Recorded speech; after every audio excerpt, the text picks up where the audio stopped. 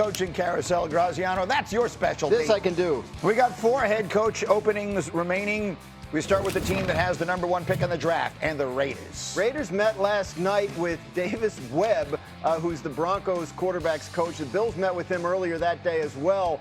So he's an interesting candidate, both those places. Raiders also talked to former Giants coach Brian Daboll over the weekend. They've talked to Bills offensive coordinator Joe Brady twice. It's possible they've been connected to Clint Kubiak, the Seahawks offensive coordinator. Possible they wait that out. They can't hire him till after the Super Bowl now. But if the Raiders are making a decision this week, it's probably between one of those 3 guys I mentioned earlier. Cleveland Browns spent a good chunk of their day yesterday in Los Angeles interviewing Nate Scheelhaase, who is the Rams passing game coordinator, another young coaching prospect who's been of interest to the Browns for some time. He also talked to the Bills last night, did a virtual interview with them. If not Scheelhaase, you see here Jim Schwartz, the Browns defensive coordinator. They've interviewed him twice for the head coach job. He's interested. I think they'd like to bring in a young offensive coach and pair with Schwartz, but if they can't get the coach they want, then maybe Schwartz ends up being the coach they want. And then the Steelers are going to introduce their head coach today. He is Mike McCarthy. They hired him over the weekend after a relatively brief and concentrated interview process. They felt McCarthy was the right guy to help them continue to win now and also shepherd them into the next quarterback era of their franchise, whatever that turns out to be. He's 62 years old, Mike McCarthy. You see the ages of the previous head coaches. We're looking at every single person to have coached the Steelers since 1969. So he's about as old as any of the 2 of them were combined, any 2 of the 3 of them. It's a totally different move for them. Yeah. And here's the way I look at it, Jeff, Saturday, and you tell me, we were talking about it on Sunday NFL Countdown. Many people believe, obviously the Steelers are not among them, the Steelers front office, that this team needs to just reset completely, just start all over again. And you don't do that with a 62-year-old head coach. And I don't care what they say, at least part of this is because they're still hoping to bring back Aaron Rodgers, because he's probably the best thing they have going for them right now. So you got a 62-year-old head coach and a 43-year-old quarterback. That's a very strange way to start rebuilding a franchise. What do you think of these moves by the Steelers? Yeah, this ain't a rebuild. Like you just said, you don't bring in a 43-year-old QB and a 60-year-old head coach and not want to win right now, which is pretty amazing. And I would say part of why you brought McCarthy in to begin with is to develop the next quarterback. And so to bring in a 43-year-old, I don't know if they bring Rodgers back and then draft one and allow McCarthy to kind of develop him along as he watches under Aaron Rodgers. I really don't understand the move, in my opinion. This is kind of one of the more confusing hires, in my opinion. Does a team really feel like they're right on the precipice of winning a championship, competing for it? I just didn't see it. The defense is aging. They're one of the most expensive defenses in the league. Offense it wasn't there. I mean, you got one receiver. You go get more guys. I don't know. The whole thing just didn't fit great, unless, to your point, it's McCarthy, Rodgers, and they think they can go on a run.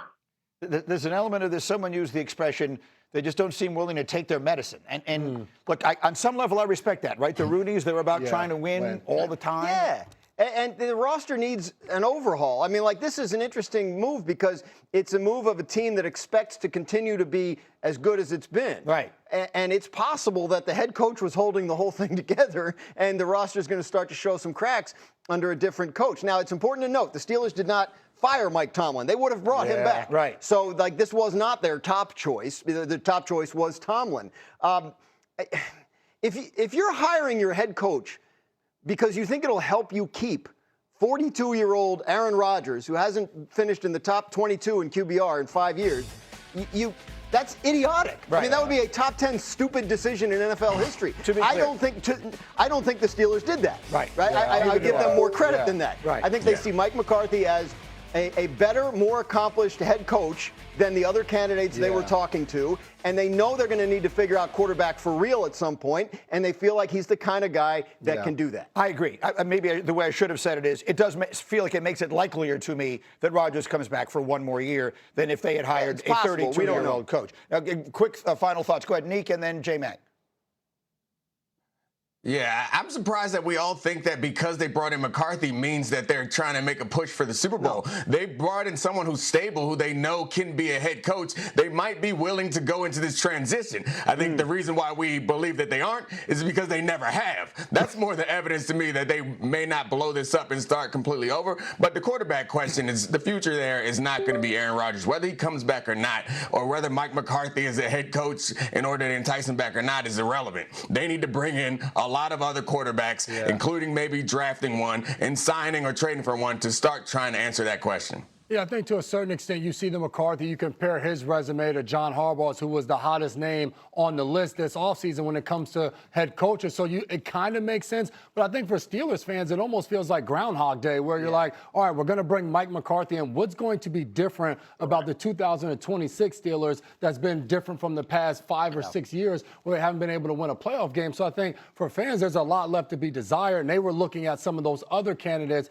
the Weavers, the Floreses, and thought maybe those guys could come in and really shake things up. Or one of these young guys. There's all these uber young guys that would have felt much more. We're here. They're already arguing. It's time for another edition of Overreaction Tuesday. Start with you, Dan. Patriots going to another Super Bowl. This is the beginning of another Patriots dynasty. Is that an overreaction or not an overreaction? The definition of an overreaction. They haven't even won this one yet. Like, come on. I mean, like, out of respect for the previous Patriots dynasty, we need to hold off on this kind of talk. This is a great run, especially by their defense. People are going to question the schedule they've played to get here, and I think that's fair. They have an opportunity to prove everybody wrong on that by beating an excellent Seahawks team here in a couple of weeks. But yeah, let's let them put one or two in the bank here before we start talking about Vrabel and May as the next Belichick and Brady. Yeah, I fully agree with Dan on this. This is a massive overreaction. As you're looking at this thing, I mean, first of all, I was painfully part of the last dynasty, so I'm not crowning this one quite yet either. But I'm gonna take my time on it. Let's put some Super Bowl, let's get some trophies back in there. I mean, from my perspective, it's been a great run, irrespective of their schedule and all that kind of thing. What they've done, what Vrabel's done and May have done has been spectacular. But you got to at least get one before we start calling it a dynasty again. I know Gary wants to, go ahead and crown them, but we can't crown them quite yet, Gary. Well, listen, all I'm saying is get some trophies, and you saw Drake May with the AFC Championship trophy. All right, so that's odd trophy. That's odd trophy. That's odd trophy, and if they want to lift the Lombardi, they have to get through Sam Darnold and the Seahawks. So, Dan, even though Sam Darnold signed that 3-year, $100 million deal earlier in 2025, he is about to get a massive pay raise. Overreaction or not? I think it's an overreaction, and the reason is, look at what Seattle did with Darnold. Instead of overpaying to keep Geno Smith, they moved on. They found Darnold for $33.5 million a year, which makes him, I believe, the 18th highest paid quarterback in the league. And they are able to build and maintain a championship caliber roster around him. That is Seattle's philosophy on quarterback. I think they're going to be perfectly happy to pay Sam Darnold $27.5 million next year, according to the contract he signed. And I think if he were to, and I'm not saying he will, if he were to dig in and demand a big raise, I think Seattle has shown us that they would probably trade him and find some other option. Yeah, I agree with this as well. This is an overreaction to me as well. This is, give John Schneider a ton of credit. Like they went from the Legion of Boom and a great defense, went through kind of a downturn a little bit, and they figured this thing out again. They got a fantastic defense, a fantastic roster. They're building good offensive line play. They're trying to put they're putting receivers around. They've given him everything he needs to win and be successful. I think Dan's exactly right here. They understand their formula of winning. They've executed it perfectly. And guess what? Darnold has a strong chance of hoisting a Lombardi trophy. That's it. There's a ton to that. The money will take care of itself in the future. Let's handle business right now. Okay, so you're saying the beginning of a Seahawks dynasty. I get it. I'm reading